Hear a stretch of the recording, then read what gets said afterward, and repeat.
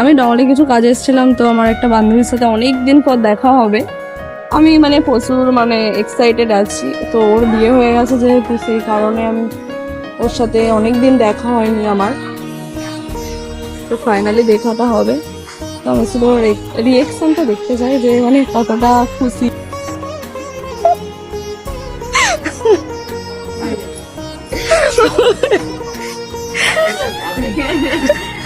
হয়ে গেছি আগের থেকে, অনেকদিন পর দেখা হলো। কেমন লাগছে? ভালো, কতটা? অনেকটা। ভিডিও হচ্ছে।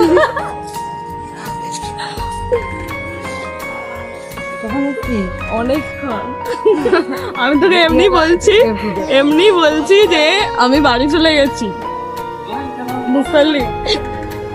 এতদিন পরে দেখা হয়েছে যে ওর বেবি হয়ে গেছে, এতদিন পরে দেখা হয়েছে।